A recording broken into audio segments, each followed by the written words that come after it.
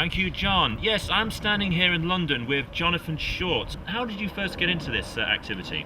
Well, I was on a holiday in Prague last year. It's all the rage there, and I just thought, well, that's just me. That's absolutely me. I've called it the Promenade de Chaises.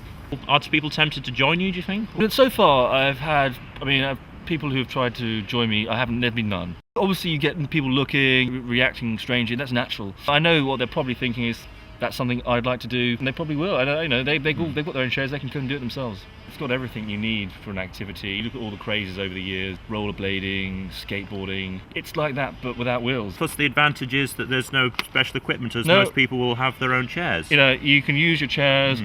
If you want, like you're like me, you can buy chairs specifically for chair walking. I don't really often sit on. I don't tend to sit on these. They're not for sitting. They're not for sitting. They're for walking. Right. This is the only set of chairs I've ever had, and they're worn a bit, but they're worn in all the right places, and they work for me. Have you encountered any problems engaged in chair walking around the streets of London? When I started out, I had a few little accidents. The main one was obviously involving some stairs. You have to be careful stairs, and I did fall down some steps. Basically, I was standing at the top.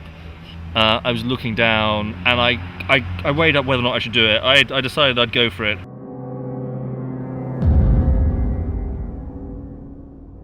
I fell over and fractured my ankle and my arm, and I broke 2 of my ribs as well. Were the chairs damaged at all? The chairs were completely undamaged, but that's because I buy all my chairs from reputable companies. I buy them online, and I know that what I'm getting is a good standard of chair.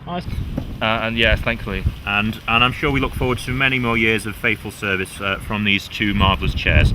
Thank you very much, Jonathan Short. And now it's back to the studio. And John, are you tempted to have a bit of a walk on your chair at the moment?